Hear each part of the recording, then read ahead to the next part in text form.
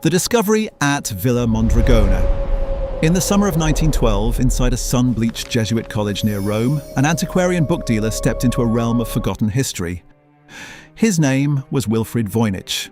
Voynich wasn't an ordinary collector. He was a revolutionary, a former political prisoner who had escaped Siberia, and a man obsessed with rare, lost manuscripts. The Jesuits, quietly facing financial trouble, had decided to secretly sell off a portion of their private library. In a darkened room, Voynich opened a heavy wooden trunk that had been sealed for centuries. Deep inside, buried beneath ornate religious texts, he pulled out a modest calfskin volume. It had no title stamped on its plain vellum spine. It looked unremarkable until he turned the very first page. What Voynich saw was an alien script, elegant, fluid, and utterly incomprehensible. The alphabet looked faintly European, yet not a single letter matched Latin, Greek, Hebrew, or Arabic. It was an unreadable ghost language staring back at him across 600 years. Voynich immediately bought the book, convinced he had uncovered the ultimate secret manuscript of the Middle Ages. He had no idea he was opening a box that would consume the rest of his life and defeat every brilliant mind that followed him. An expedition through an alien world. To understand why the Voynich Manuscript terrifies scholars, you have to look past the script and enter its illustrations. The book spans roughly 240 surviving pages, divided into 6 distinct, surreal chapters. The journey begins in the botanical section. Over 100 large drawings of herbs, roots, and flowers cover these pages. At first glance, it looks like a standard medieval herbarium used by apothecary physicians. But when botanists examine the drawings, reality begins to bend. Not a single plant in the Voynich Manuscript corresponds to any known living species on planet Earth. The roots of one flower are attached to the stem of a completely different family, while the leaves taper off into shapes resembling human internal organs, teeth, or serpent scales. It is as if the artist was cataloguing the flora of a completely different solar system, or deliberately engineering a botanical cryptogram designed to mislead the untrained eye.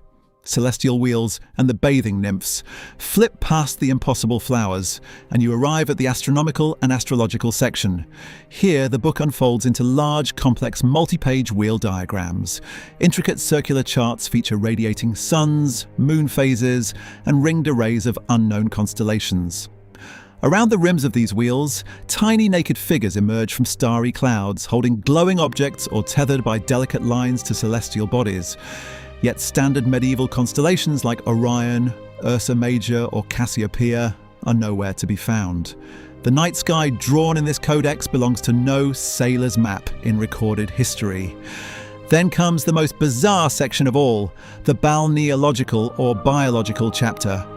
Dozens of miniature nude women, often called nymphs, are depicted bathing in interconnected pools of murky green fluid. These pools are fed by a complex network of organic plumbing, tubes and pipes that look eerily like human blood vessels, intestinal tracts, or copper alchemical condensers. Some historians believe this represents medieval hydrotherapy or women's health secrets hidden from the church. Others argue it depicts a metaphysical process, the soul's journey through bodily fluids and spiritual purification. The World War II Codebreakers. When Wilfrid Voynich brought the manuscript to America, it captured the imagination of the world's greatest codebreakers. During World War II, a legendary cryptanalyst named William Friedman set his sights on the document. Friedman was the genius who broke the Japanese naval cipher Purple and founded what would become the NSA. Friedman gathered an elite team of cryptanalysts, the same minds who were actively cracking Axis military codes, and spent decades trying to break Voynichese. They ran frequency analyses, looked for repeating letter clusters, and searched for substitution ciphers. If it was a standard code used by 15th century spies or scholars, Friedman's team should have broken it in a weekend. Instead, they hit a brick wall. Friedman eventually concluded that the text was not a standard cipher at all. He hypothesized that it was either an artificial language, an invented tongue built from scratch using strict grammatical rules, or an uncrackable cipher lost to time.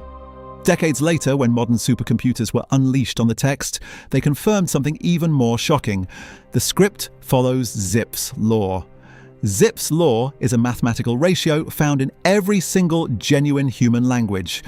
It dictates that the most common word in a language appears twice as often as the second most common word, 3 times as often as the third, and so on.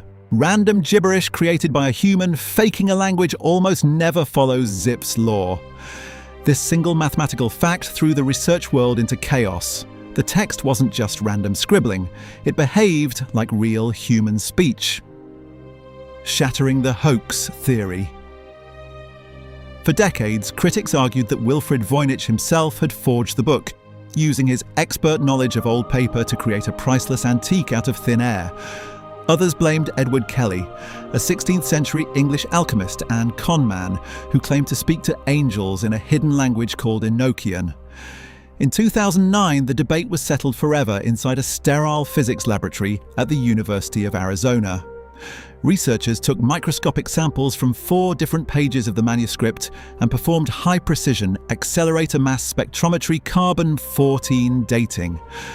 The results were undeniable. The animal skin used to make the pages was harvested between 1404 and 1438. Subsequent chemical testing revealed that the ink was applied shortly after the parchment was made. The pigments, specifically the blue lapis lazuli and copper green, matched authentic 15th century Renaissance recipes. The manuscript was not a modern fake. It was crafted during the early Italian Renaissance, predating the invention of the printing press by several decades. The 2020 breakthrough: 5 hands and Italian castles. If the book was made in the early 1400s, who actually wrote it? Most documentaries claim it was the private work of a single lone genius or madman. But in 2020, forensic paleography completely overturned this theory. Dr. Lisa Fagan Davis, director of the Medieval Academy of America, conducted an exhaustive stroke-by-stroke analysis of every letter across all 240 pages. Her findings were groundbreaking. The Voynich Manuscript was not written by one person. It was created by at least 5 distinct scribes working side by side. Scribe 1 wrote the first botanical section. Scribe 2 tackled the astronomical wheels. Scribe 3 and 4 shared the biological bathing section, while Scribe 5 completed the final recipe pages. This discovery changed everything. A single lunatic might spend decades filling a notebook with imaginary gibberish, but 5 individuals working in unison, using identical high-cost calfskin and rare pigments, were executing an organized, funded project. Around the same time, architectural historians spotted a tiny physical detail hidden inside a drawing of a walled town on folio 86. The castle walls featured swallowtail or Ghibelline merlins, distinctive V-shaped cutouts at the top of the battlements. In the early 1400s, this architectural style existed exclusively in northern Italy, specifically in regions like Verona, Venice, and Lombardy.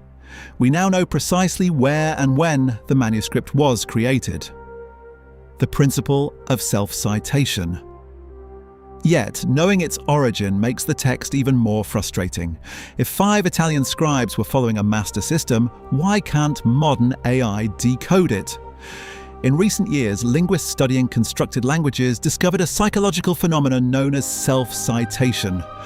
When humans are instructed to write fake words rapidly over long periods, their brains automatically fall into subconscious habits.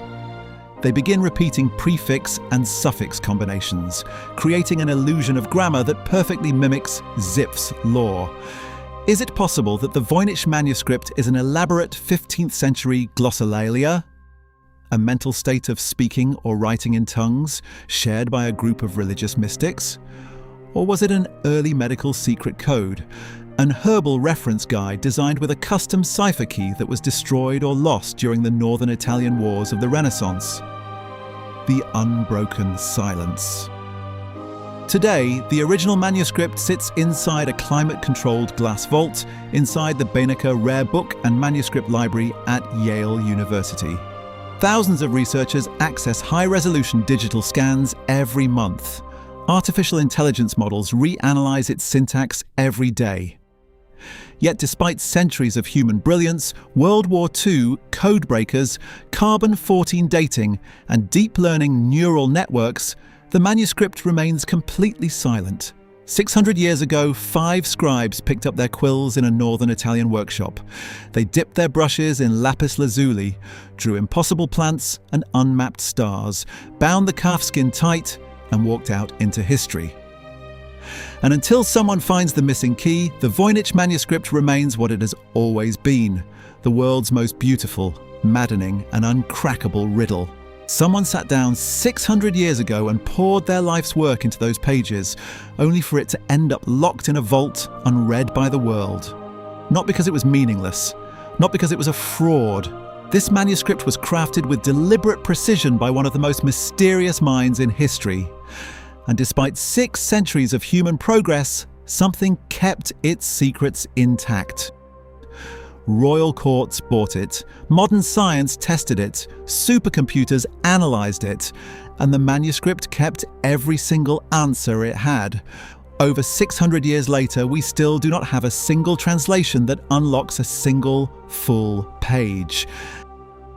That is what keeps me up at night researching these cases, not just the codes themselves, but the human being behind them. An unknown author who locked away a lifetime of knowledge, leaving us a message that was never meant to be forgotten. This is why Lost and Buried exists. Every story on this channel is real, every detail is researched, every mystery we cover represents a real piece of human history that deserves to be understood. If that matters to you, subscribe, because there are more secrets buried out there that the world has never properly understood, and we are not done digging,